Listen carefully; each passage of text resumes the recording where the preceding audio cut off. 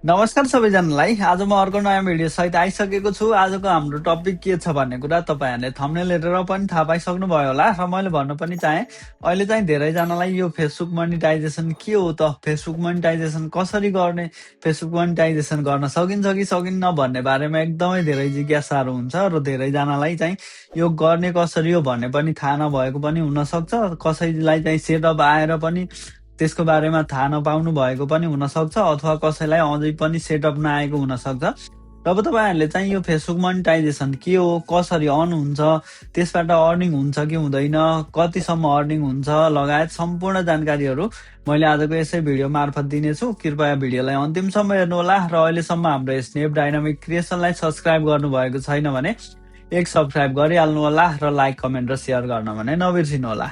र आउनुहोस् अब ढिला नगरी भिडियो सुरु गरौँ।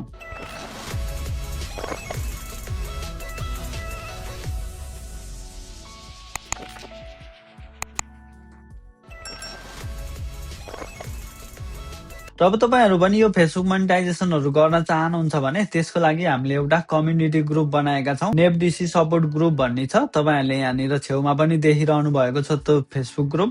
तपाईँहरू त्यो फेसबुक ग्रुपमा जोइन भएर पोस्टहरू पनि गर्नुहोला र तपाईँहरूको साथीहरूलाई पनि इन्भाइट गर्नुहोला। त्यसमा चाहिँ कस्तो किसिमको कन्टेन्टहरू बनाउँदा फेसबुकलाई मोनिटाइजेसन गर्न सकिन्छ भन्ने लगायतका अब तपाईँहरूलाई थाहा भएको कुराहरू, तपाईँहरूले मोनिटाइजेसन पाइसक्नु भएको छ भने अब नयाँ मोनिटाइजेसन नभएको दिन चाहनुहुने टिप्सहरू पनि त्यसमा पोस्ट गर्न सक्नुहुनेछ है त। र अब चाहिँ हामीले यो मोनिटाइजेसन कसरी अन गर्ने भन्ने बारेमा हेरौँ है त। मैले चाहिँ योभन्दा पहिला पनि एउटा यो फेसबुक मोनिटाइजेसन सम्बन्धीको भिडियो बनाएको छु। तपाईँहरूले पनि त्यो भिडियो हेर्नु भएको छैन भने अहिले यहाँ माथिनिर आएको छ होला, त्यो भिडियो हेर्नुभयो भने फेसबुकमा कस्ता खाले कन्टेन्ट बनाउने, कस्तोलाई डिलिट गर्ने, कसरी अन हुन्छ भन्ने बारेमा सबै जानकारी दिइसकेको छु। त्यसकारणले आजको भिडियोमा चाहिँ मैले यो सेटअप गर्ने बारेमा मात्रै जानकारी दिन्छु र सेटअप प्लस अर्निङहरूको बारेमा तपाईँहरूले आजको भिडियोबाट थाहा पाउन सक्नुहुनेछ। अब सबैभन्दा फर्स्टमा चाहिँ तपाईँहरूले बुझ्नुपर्ने कुरा के छ भन्दाखेरि यो फेसबुक चाहिँ फेसबुकलाई चाहिँ त्यस्तो कुनै क्राइटेरियाहरू भने चाहिँ हुँदैन र अहिले चाहिँ पछिल्लो समयमा तपाईँहरूलाई कन्टेन्ट मोनिटाइजेसनको 6वटा दिन थालेको छ। तपाईँहरूको चाहिँ पर्सनल प्रोफाइलमा भन्दा पनि पेजमा चाहिँ तपाईँहरूलाई यसरी 6वटा क्राइटेरियाहरू दिइराखेको छ कि अहिले तपाईँहरूले यहाँ स्क्रिनमा नि देखिरहनु भएको छ। अब यदि तपाईँहरूको पनि यस्तो 6वटा क्राइटेरिया दिएको छ र तपाईँहरूले त्यो क्राइटेरिया टाइममै पुरा गर्नुभयो भने चाहिँ तपाईँहरूलाई उतिखेरै मोनिटाइजेसन दिन पनि सक्छ है। मेरो चाहिँ यस्तो क्राइटेरियाहरू आएको थियो पेजमा, मैले यो पुरा गर्ने बित्तिकै इन्स्ट्यान्टली आएको छ। तर कसैलाई चाहिँ यो चाहिँ पुरा गरे पछाडि पनि फेरि वेट लिस्टमा राखिराखेको पनि छ, अथवा तपाईँहरूलाई अलरेडी वेट लिस्टमै राखिराखेको छ भने चाहिँ तपाईँहरूलाई जुनसुकै बेला पनि फेसबुकबाट इन्भाइट आउन सक्छ भन्ने बुझ्नु होला। अनि अर्को एउटा कुरा चाहिँ यदि तपाईँहरूको बिचमा कन्टेन्ट मोनिटाइजेसन आउने, बिचमा हराउने भएको छ भने तपाईँहरूको पनि मोनिटाइजेसन हुन सक्छ है। मेरो पनि बेला बेलामा घरि आउने जाने भइरहेको थियो। त्यस्तैको अवस्थामा नै यस्तो क्राइटेरिया दियो अनि यो क्राइटेरिया पुरा गरिसके पछाडि चाहिँ मोनिटाइजेसन सुरु भएको। कुनै बेला चाहिँ कन्टेन्ट मोनिटाइजेसनको अप्सनै गायब पनि हुन्छ। त्यस्तो बेलामा चाहिँ तपाईँहरूलाई त्यो गायब भयो भने 1-2 हप्तामा नि आउन सक्छ, 1 महिना नि लाग्न सक्छ, त्यो चाहिँ थाहै हुँदैन है त। अब तपाईँहरूलाई पनि यसरी यो सबै क्राइटेरियाहरू पुरा गरिसक्नु भयो भने यहाँनिर you're invited to content monetisation भनेर आउँछ, नोटिफिकेसन पनि आउँछ र तपाईँहरू मोनिटाइजेसन भित्र जानुभयो भने यहाँनिर सेटअप कन्टेन्ट मोनिटाइजेसनको सेटअप गर्नुहोस् भनेर सेटअप भनेर देखाउँछ है। तपाईँहरूले यहाँनिर मेरो स्क्रिनमा नि देखिरहनु भएको छ। अब तपाईँहरूलाई यसरी सेटअप नाउ भनेर आयो भने अरू केही गर्न पर्दैन, खासै गाह्रो त छैन। तपाईँहरूले जस्ट यहाँनिर सेटअप मात्र थिचिदिए हुने हो। अब तपाईँहरूलाई पनि यो फेसबुकले इन्भाइट गरेको छ भने यहाँनिर कन्टेन्ट मोनिटाइजेसन भनेर सेटअप भनेर आउँछ। यो सेटअप भित्र जानु होला। सेटअप भित्र जानुभयो भने यहाँनिर मेरो स्क्रिनमा देखिएको जस्तो यस्तो इन्टरफेस आउँछ। तपाईँहरूले अरू केही गर्नु पर्दैन, जस्ट तलनिर सेटअपमा थिचिदिनु। सेटअपमा थिचिसके पछाडि यसलाई एकैछिन टाइम लाग्छ। अब यो कम्प्लिट नहुँदासम्म तपाईँहरूले एकछिन वेट गर्नु होला र अब तपाईँहरूको स्टार्ट अर्निङ भइसकेको छ भनेर यहाँबाट बुझ्न सक्नुहुनेछ। अब तपाईँहरूले यति गरिदिने बित्तिकै यहाँनिर यस्तो इन्टरफेस खुल्छ। अब यहाँ तपाईँहरूले कति पैसा आयो भनेर रिवार्डहरू यहाँ देखाउँछ है। अहिले भर्खरै जस्ट अन भयो। अन भइसके पछाडि यहाँनिर हाम्रो रिवार्डहरू जम्मा हुने ठाउँ यो हो। फोटो, टेक्स्ट, स्टोरी केबाट कति पैसाहरू आयो भन्ने सबै डिटेलमा हेर्न सकिन्छ। अहिले चाहिँ हाम्रो यो कन्टेन्ट मोनेटाइजेसन अन भइसक्यो। अब हामीले चाहिँ गर्नुपर्ने काम भनेको पे आउटको अप्सनहरू छ। अब सबभन्दा धेरैजनाले मिस्टेक गर्ने भनेको चाहिँ यो पे आउटमा हुन्छ के। अब सुरुमा यो मोनेटाइजेसनको बारेमा थाहा नहुँदाखेरि अब स्टारहरू अन गर्दा गल्तीहरू पनि गर्नु भएको हुनसक्छ। त्यस्तो बेलामा अब हतार गरेर तपाईँहरूले जे पाए त्यही राखिदिनु भयो। अब त्यस पछाडि चाहिँ अहिले यो पे आउट मेथडमा चाहिँ एकदम धेरैजनाको प्रब्लम भनेकै यही पे आउटमा छ है। तपाईँहरूले यति अन गरिसके पछाडि यहाँनिर नोटिफिकेसन नि आउँछ है, नेफडिसी has been approved to use content monetization भनेर आएको छ। अब नेफडिसी earning money now on Facebook भनेर आएको छ। अनि अर्को कुरा चाहिँ यहाँनिर पे आउट इस्यु अन नेफडिसी भनेर आयो है। अब पे आउट इस्यु हुनसक्छ तपाईँहरूको पनि मेरो जस्तो इस्यु पनि भएको हुनसक्छ। अब तपाईँहरू चाहिँ यहाँनिर भित्र जानु होला। मोनेटाइजेसन अन भइसकेको छ। अब यो पैसा त निकाल्न पर्यो, त्यसको लागि हामीले पे आउट मेथड एड गर्ने हो, अरू केही गर्नु पर्दैन। तपाईँहरू तलनिर टुल्समा जानु, टुल्समा गएर पे आउटको अप्सन छ। यो पे आउटको अप्सन भित्र जानुभयो भने तपाईँहरूले यहाँनिर यसरी फिनिस सेटअप भनेर आइराखेको छ। हामीले सेटअपलाई फिनिस गर्नुपर्ने हुन्छ है त। तपाईँहरू पनि सिधै फिनिस सेटअपमा जानु होला। फिनिस सेटअपमा गइसके पछाडि तपाईँहरूको फर्स्ट स्टेप चाहिँ यहाँनिर तपाईँको नेम र डेट अफ बर्थ अनि कन्ट्री देखाएको छ। तपाईँहरू यसलाई नेक्स्ट गर्नुहोस् है त। अब यस पछाडि हामी नेक्स्ट स्टेपमा जानुपर्ने हुन्छ। नेक्स्ट गर्दै जानु होला। नेक्स्टमा जानुभयो भने अब तपाईँको अर्को कन्ट्री र बिजनेस टाइपमा मैले पहिला पनि भनेको थिएँ, बिजनेस टाइपमा चाहिँ धेरैजनाले मिस्टेक गर्नुभएको छ। यसलाई चाहिँ सबैजनाले इन्डिभिजुअलै राख्नुपर्ने हुन्छ। यदि तपाईँहरूले यो इन्डिभिजुअल भन्दा अरू राख्नु भएको छ भने त्यो ट्याक्स फर्महरू भर्नलाई चाहिँ प्रब्लम हुनसक्छ। अझै तपाईँहरू नेक्स्टमा जानु। नेक्स्टमा गइसके पछाडि अब तपाईँहरूले यहाँनिर अब तपाईँको नेमहरू आएको छ है। अब नेमहरू पनि मिलाएर राख्नुपर्ने हुन्छ। अब तपाईँहरूले कुन डकुमेन्ट राख्ने हो, पासवर्ड राख्ने हो भने त्यही पासवर्ड अनुसारको थर अगाडि नेम पछाडि गरेर राख्नुपर्ने हुन्छ। विदेशमा हुनुहुन्छ भने अब तपाईँहरूले पेमेन्टलाई चाहिँ ब्याङ्क अथवा पेपाल अकाउन्टहरू एड गर्नुपर्ने हुन्छ। त्यसले गर्दाखेरि चाहिँ अब नेपालको राख्नुहुन्छ भने चाहिँ नाम अगाडि थर पछाडि हुन्छ भने, विदेशको अकाउन्टहरू राख्नुपर्ने छ भने त्यसमा चाहिँ अगाडि र पछाडि हुन्छ। यो तपाईँहरूले मिलाउनु होला। त्यस पछाडि यहाँनिर नेमहरू, डेट अफ बर्थहरूलाई चाहिँ केही चेन्ज गर्न मिल्दैन अनि कन्ट्रीलाई पनि चेन्ज गर्न मिल्दैन। अब तपाईँहरूको फोन नम्बरहरू, जिमेल आइडीहरू केही मिस्टेक छ भने चाहिँ त्यसलाई चेन्ज गर्न मिल्छ। एउटा मुख्य कुरा चाहिँ यो ट्याक्स आइडेन्टिफिकेसन नम्बर भन्छ नि, टिआइएन नम्बर भनेको चाहिँ यो नेपालको प्यान कार्ड हुन्छ नि, त्यो प्यान कार्डको प्यान नम्बर राख्ने है। तपाईँहरूले यो प्यान कार्ड बनाउनु भएको छैन भने त्यसलाई नागरिक एपबाट पनि बनाउन सकिन्छ। तपाईँहरूले प्यान कार्डको प्यान नम्बर राख्नु होला ट्याक्स आइडेन्टिफिकेसन नम्बर भनेको ठाउँमा। अनि त्यस पछाडि हामीले एउटा ट्याक्स फर्म भर्नुपर्ने हुन्छ। त्यसको लागि तलनिर एक ठाउँमा चेक लगाउनुहोस्। अनि चेक लगाएर यहाँनिर यो मोरमा थिच्नु भयो भने यो ट्याक्स सम्बन्धीको एउटा फर्म आउँछ। त्यसबाट सबै डिटेलहरू पनि हेर्न सक्नुहुनेछ।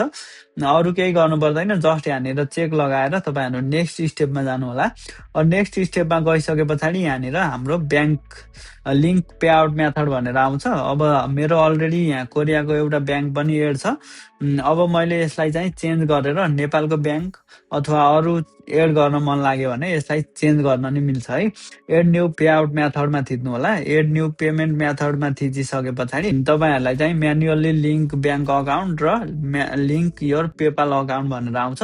अब यहाँनिर ब्याङ्क अकाउन्ट एड गर्न पनि सक्नुहुनेछ। ब्याङ्क अकाउन्ट एड गर्नको लागि यहाँ कन्ट्री नेपाल भनेको छ। स्विफ्ट कोड राख्नुपर्ने हुन्छ ब्याङ्कको। तपाईँहरूको कुन ब्याङ्कको अकाउन्ट हो त्यसको स्विफ्ट कोड राखिदिनुहोस्।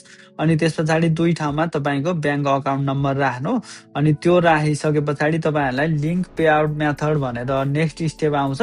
अनि तपाईँहरू अगाडि गइसकेपछि ब्याङ्क लिङ्क हुन्छ। तर यहाँनिर चाहिँ मेरो एउटा के प्रब्लम छ भन्दा यहाँनिर मैले थर अगाडि नेम पछाडि गरेको छु। त्यस कारणले नेपालको ब्याङ्क चाहिँ लिङ्क गर्न मिलेको छैन यसमा। मैले कोरियाको ब्याङ्क चाहिँ लिङ्क गर्न मिल्छ, नेपालको गर्नको लागि चाहिँ मैले नेम करेक्सन गर्नुपर्ने हुन्छ। त्यस कारणले मैले चाहिँ यहाँनिर लिङ्क योर पेपाल अकाउन्टमा गएर मैले चाहिँ मेरो पेपाल अकाउन्टलाई लिङ्क गरेँ है त। अब तपाईँहरूले चाहिँ ब्याङ्कै सकेसम्म ब्याङ्कै राख्नु होला, नत्र भने पेपालको पनि राख्न सकिन्छ। पेपालबाट पनि पैसाहरू चाहिँ निकाल्न मिल्छ। र तपाईँहरूले अहिलेसम्म पेपालको अकाउन्टै बनाउनु भएको छैन भने मैले पेपालको अकाउन्ट कसरी बनाउन सकिन्छ भन्ने बारेमा अलरेडी भिडियो पनि बनाइसकेको छु। तपाईहरुले त्यो भिडियो हेर्नुभयो भने पेपालको अकाउन्ट पनि आफै बनाउन सक्नुहुन्छ है। सकेसम्म तपाईहरुले ब्याङ्क राख्नु, ब्याङ्कले काम गरेन भने चाहिँ तपाईहरुले पेपाल राख्नु होला र कोरियाको ब्याङ्कहरु पनि तपाईले राख्न सक्नुहुनेछ। अब सकेसम्म नेपालकै राख्दा राम्रो। अब कोरिया त हामी लङ टर्म बसिन्न नि त मैले चाहिँ अहिले पेपाल राखेँ। अब पेपाल राखिसके पछाडि यहाँनिर यसरी लिंक पे आउट मेथड गरिसके पछाडि अब मेरो पेपाल अकाउन्ट लिंक भएको छ। अब मेरो यहाँनिर पेपालको अकाउन्ट मैले लिंक गरेको छु। तपाईहरुले यहाँनिर स्क्रिनमा नि देखिरहनु भएको छ। अब यसलाई मैले चेन्ज गर्न चाहे भने यहाँनिर पे आउट मेथडमा गएर अब यहाँनिर अपडेटमा गएर फेरि अरु कुनै ब्याङ्क अथवा पेपाल अकाउन्ट पनि एड गर्न सकिन्छ है। अब मेरो चाहिँ यहाँ अलरेडी पेपालको अकाउन्ट राखेको छु। मैले पछि चेन्ज गर्न चाहेको खण्डमा यसलाई चेन्ज पनि गर्न सकिन्छ। अब यहाँनिर मेरो यो पेपालमा चाहिँ 4 वटा अर्निङको सोर्सहरु छन् है। अब यहाँनिर फेसबुक स्टार छ, 3टा चाहिँ फेसबुकको स्टार र नेपडिसीको चाहिँ कन्टेन्ट मोनिटाइजेसन छ है। तपाईहरुले यहाँनिर देख्न सक्नुहुन्छ। अब त्यसपछाडि अब यहाँनिर हाम्रो कन्ट्रीहरु मैले अघि नै नि भनिसके। यो ट्याक्स आइडेन्टिफिकेसन नम्बर भनेको चाहिँ प्यान कार्ड नम्बर हो, त्यो राख्नु होला। अब तपाईहरु अपडेटमा गएर यहाँनिर अरु कन्ट्रीहरु चाहिँ चेन्ज गर्न मिल्दैन। अब तपाईको नेमहरु चेन्ज गर्न मिल्दैन। तपाईको फोन नम्बर र जीमेल आइडीलाई चाहिँ चेन्ज गर्न मिल्छ। यदि चेन्ज गर्न चाहनुहुन्छ भने अपडेट गर्नु होला। अब तपाईहरुले हामीले गरेको ट्याक्स फर्म हेर्न चाहनुहुन्छ भने यहाँ माथिनिर ओभरभ्यू छ, ट्रान्ज्याक्सन छ। मेरो अहिलेसम्म यो ट्रान्ज्याक्सन भएको छैन। अब मैले कन्टेन्ट मोनेटाइजेसन गरेको चाहिँ यो भिडियो बनाउँदासम्म चाहिँ लगभग 10 दिन भयो। अब हामीले यहाँ ट्याक्स फर्म हेर्न चाह्यौं भने यहाँनिर 2023, 24, 25 कहिलेको हेर्ने त्यो सबै देखाउँछ। अनि त्यसपछाडि तपाईहरु यहाँनिर यो एरोमा थिच्नु भयो भने यो ट्याक्स फर्मको बारेमा तपाईहरुले सबै देख्न सक्नुहुन्छ है। अब यसलाई केही अपडेटहरु गर्नु पर्यो भने अपडेट पनि गर्न सकिन्छ यसलाई। अहिले चाहिँ हामीलाई यो केही आवश्यक छैन।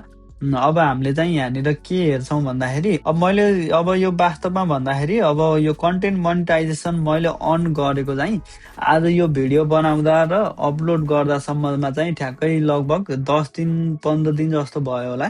अब यो 15 दिन भित्रको अर्निङहरु हेर्न चाहनुहुन्छ भने तपाईहरुले यहाँनिर स्क्रिनमा नि देखिरहनु भएको छ।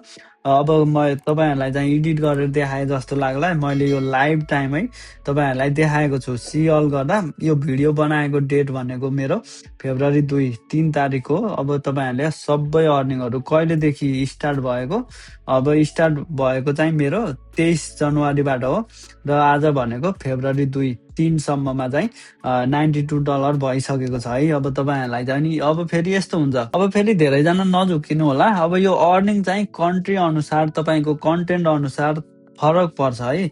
अब तपाईहरुको कस्तो कन्टेन्ट छ, त्यो कुन ठाउँको ऑडियन्सले हेरेको छ अनि कसरी आइराखेको छ भन्नेमा फरक पर्छ। अब तपाईहरुको नेपालको कन्टेन्टहरु छ भने एकदम कम आउँछ। अब मेरो 10 दिनमा यो $92 भनेको चाहिँ एकदमै हाइली पे नै गरेको भन्न सक्नुहुन्छ।